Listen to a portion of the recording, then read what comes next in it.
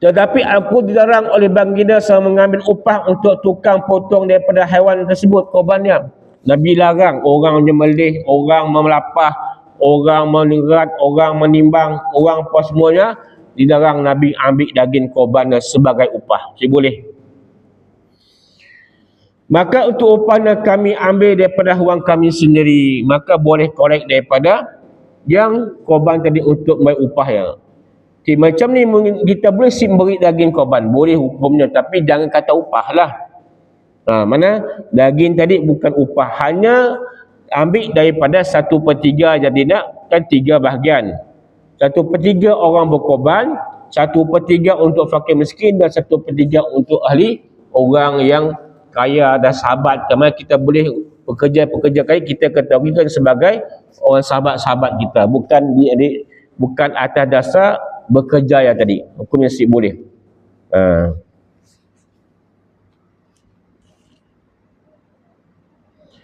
Okey, satu mengenai orang makan. Yang kedua tu berkaitan dengan kelebihan orang berkorban.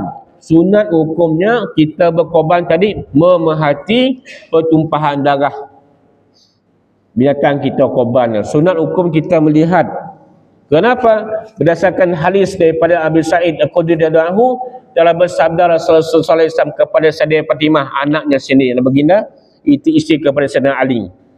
Ya Fatimah, pergi dan saksikanlah korbanmu kerana keampunan diberi kepadamu pada saat titisan darahnya yang pertama untuk setiap dosa yang telah engkau lakukan.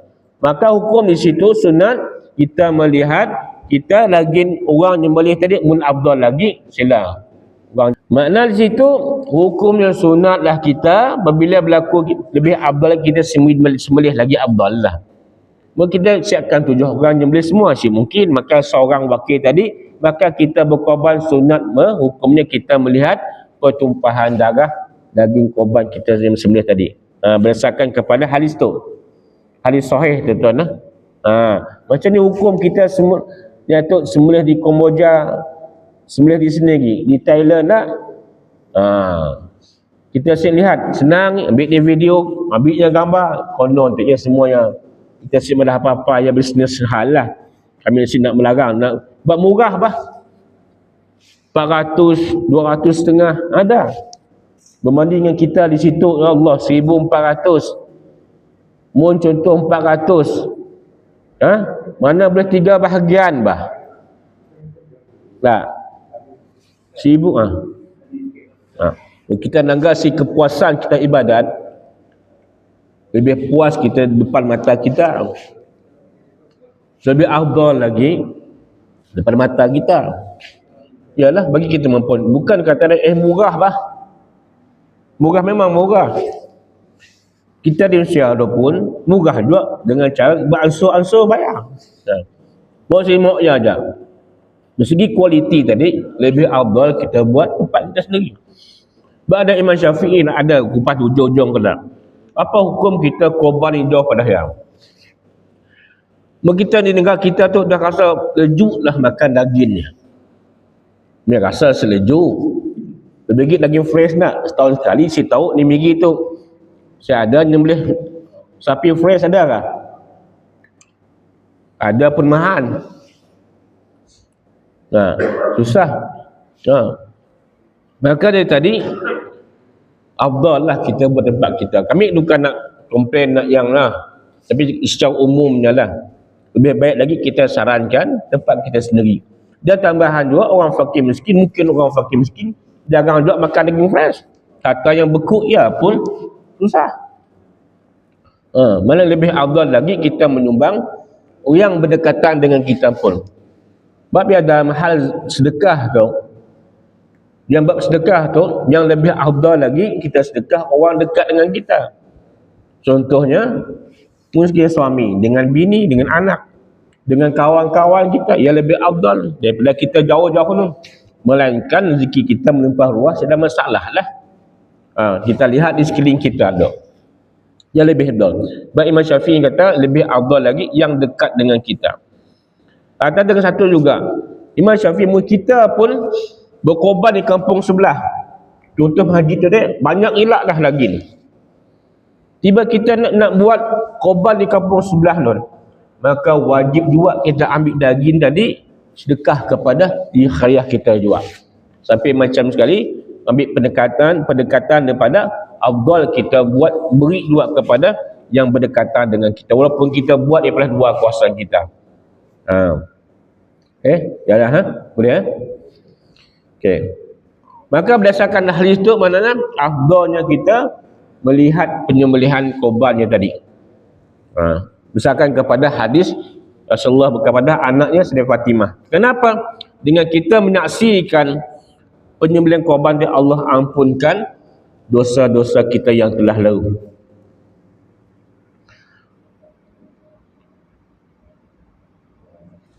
Itu juga kelebihan kita berkorban. Saudara, tidak ada amalan dilakukan oleh anak Adam pada hari raya korban yang lebih diredai Allah, melainkan menumpahkan darah menyembelih binatang korban. Sesungguhnya binatang korban itu akan datang pada hari kiamat nanti bersama dengan tanduknya, kuku dan bulu-bulunya, dan Allah memberi pahala ibadah korban itu sebelum darah binatang korban itu jatuh ke bumi. Itu elokkanlah korban kamu. Maka kita sunat baknya dan hak korban tu dalam bab memilih binatang korbannya pun dah dikira dah. Kita langgar di kita insya-Allah Allah, bukan di Mirija, bukan nama Firdaus dah, rata-rata lah sapi. Ya Allah, kita bukan timbang isi, timbang tulang kadang lah.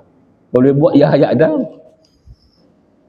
Rasa-rasa mentimbang tulang dengan isinya, tulang tu berat daripada isi lah. RM9 murah lah, memang murah benar. Untuk bini korban di sini ni.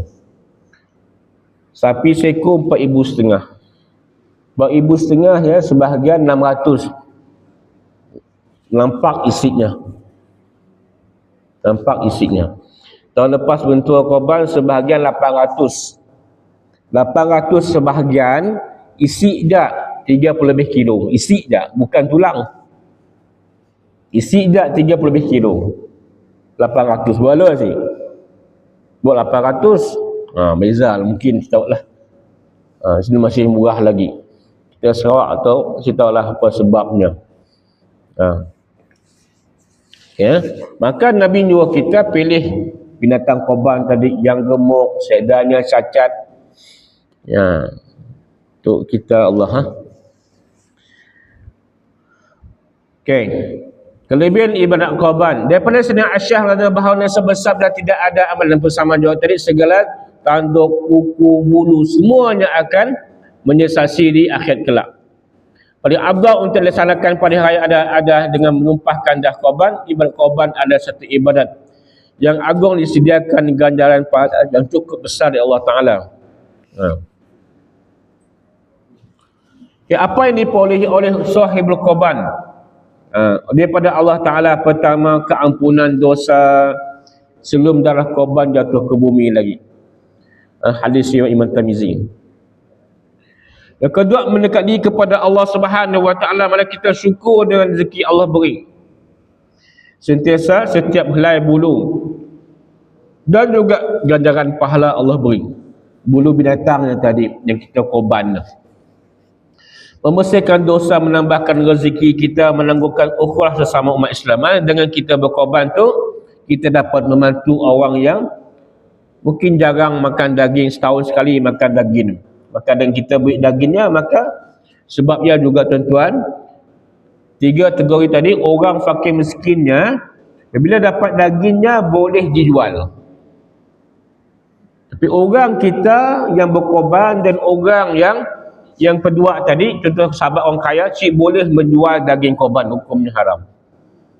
Tapi orang fakir miskin, dia boleh menjual dagingnya demi untuk keperluannya. Contohnya, pergi Firdaus dapat 3 kilo, pergi Jelita 3 kilo.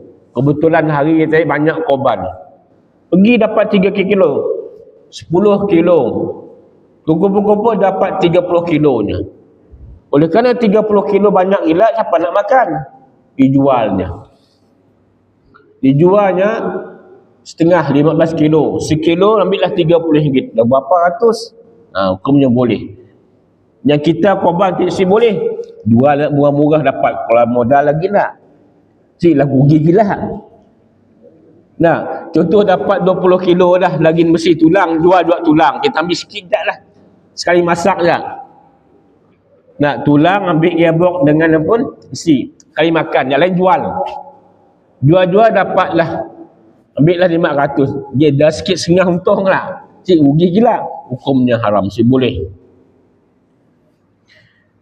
Agak ni, sahabat menceritakan macam ni bentuk kambing korban Nabi sallallahu alaihi wasallam.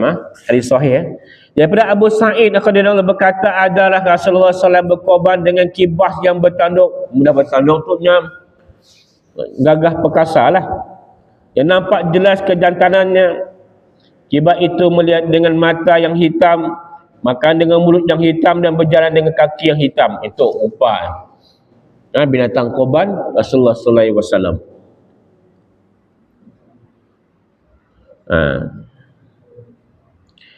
An Muslim an Ibn Sulaim kunna mukufan indan Nabi sallallahu alaihi wasallam bi Arafatan faqala ya ayyuhan nas inna ala kulli ahli baiti fi kulli amil af.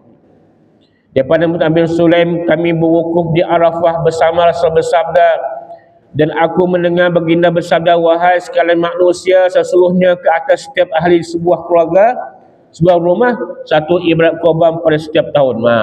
Maka hadis ini mengkepada kita satu keluarga, satu korban boleh. Kerana satu bahagian lah. Ataupun kita seekor kambing pun boleh. Di siapa kita dapat semua pahala dah. Anak bini kita semua. Apa hukumnya? 2 orang. Doremi contohlah. 3 orang sahabat. Si mampu 1,400. Kita share tuan-tuan boleh kah? 3 orang share sebahagian. Boleh kah? Hukumnya boleh. Tapi seorang nama je. Si boleh 3 nama. 3 orang dah. Berpakatlah untuk kalau kami lah terduak bayar. Contohnya. Orang berkorban lebih sikit contohnya. Mun 1,400 dibagi 3 berapa? Osman. Mana 400, lebih kurang 400 tak? Okey, seorang dia 400, yang berkorban 500. Betul lah? Mesti 1,300 kita ambil. Orang korban 500, yang nyumbang tadi 400. Okey, tahun depan lagi sama juga. Yang berkorban 500, mana 3 tahun bagi lagi, dia 3 orang je. Ukurnya boleh sih? Ukurnya boleh. Dengan syarat, beri nama seorang. Mungkah nama 3-3 sip sah lah. Mesti nama seorang tak. Main kutu pahala seorang tak ada. Yang 2 orang tu pahala sedekah jangannya nak nolongnya. Yang pahala korban seorang. Yang 2 orang siapa tu tak kira pahala sedekahnya, nolongnya. Tahun depan sama juga ke? Yang contoh A tahun tu, B tahun depan A dengan C nolongnya juga. Jangan ditinggal mantak kawan lah. Aku dah nak kumuk lagi. Jangan macam ya. Gaduh macam ya lah. Dah aku simuk lagi. Aku seduit. Tak kau lah. Tunggu lagi. Tu jadinya. Bukan korban lagi. Korban nyawa lagi.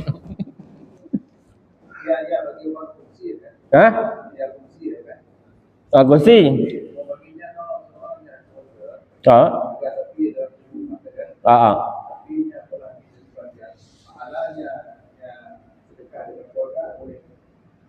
Boleh, masalah. Boleh. Contoh bagi 3 dia nak, bagi 3 pembahagian lagi nak lah. Ya. Dia pun dapat 2, yang fakir miskin tetap. Dia sebab kacau ya. Fakir miskin sebab kacau, 2 bahagian tu sama ahli korban boleh beri dengan 2 orang dia pun sama juga. Bukan upah bukan rasuah tu memang aku sedekah dengan you. Saya ada kaitan dengan beri 400, saya ada cerita ya, dah buang dah tutup rapat buku ya. Bagian dapat ataupun bagian yang 1/3 dia pun dapat 2, pun dapat beri. Tidak masalah. Okey.